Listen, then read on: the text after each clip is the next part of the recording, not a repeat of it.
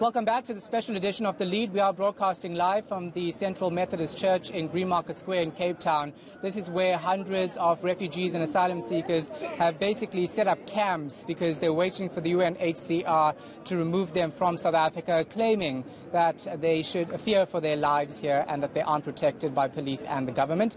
Let's continue the conversation with Sandra Bahibitugu. She is one of the refugee leaders. Sandra, thanks for your time. We appreciate it. We spoke to one of the refugees living in there, and this is where I need to find some understanding of what's happening.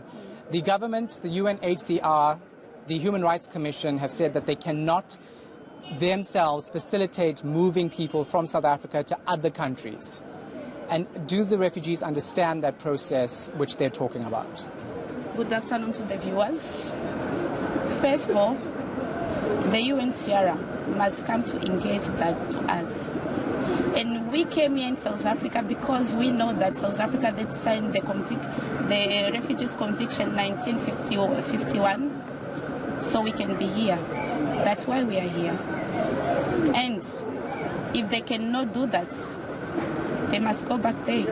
And if the UNHCR, they say that they cannot providing us, it's their job, they must do that. Yeah. There is some lady came yesterday, she's a white. She told me that the city is gonna send us to the only option, which is reintegration, and the UNHCR cannot help us. They only help the Middle East. What I told her, which means, and she told me that we are not allowed to be here in Cape Town CBD. What I told her that I think the city, they are racist because we are black. That's why they don't want us to stay here in the Cape Town CBD. And if the UNHCR, they cannot help us, they only help the Middle East people. It's because those ones, their skin are light, they are Asian. And as we are black, that's why we've been suffering here for almost 5 months, that they don't want to help us. Them also, they are racist. If we could be white or Asian, they were supposed to come run quick. Yeah. What about this issue of them not being able to deal with a group wanting to go, but individuals having to apply individually on a merit basis as to whether or not she should be granted asylum in another country? We do understand that they don't work as a group, they work individually. We accept that, and we know that there is no way they can just come and grab all of us here and take us somewhere to another country. They need to know my background. They need to know me.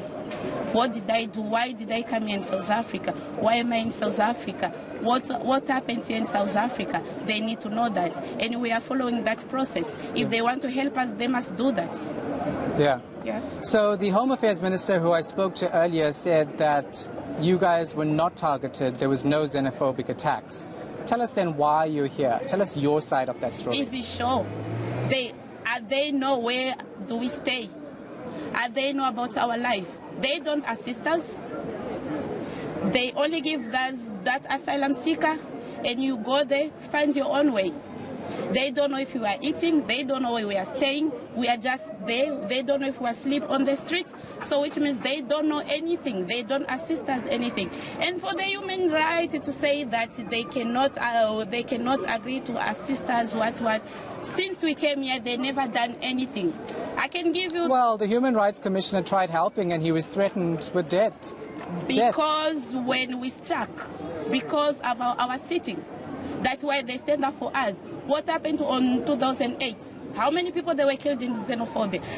2015, 2016, until now 2019. No, 2019 last year, Pretoria, Johannesburg, the looting, everything. They stand up for us. But when the Marikana issue was happened, they stand up for them. Those sick mentor for the, what are they calling them? Yeah. Okay, let's talk about the way forward, because you obviously can't be sitting outside the Central Methodist Church for the next couple of years. You do know that a court will rule on Monday about whether or not the city can forcibly remove you from this area. What happens if the court says the city can move you? Where do you go? I don't think if I have to answer that, because we are still waiting for the decision. That's when we're going to know what to do. But we are not going to give up for that, for our sit-in. we're going to protest until the UNHCR, they must come and help us. Yeah. And for the people of the market, we do understand them. They are fighting for their life. They are fighting for their life. And us also, we are fighting for our life and our rights. We understand them. They have their own struggle, and us, we have our own struggle. Maybe what we are fighting, there is a lot of refugees here. What we are fighting, it's our benefit and their benefit of them also. Yeah. Thank you so much for your time, refugee leader Sandra Bahibitugu, joining us here, of course, to tell us their side of the story. There's so many different sides to the story, and we will continue unpacking it over the next hour and a half or so.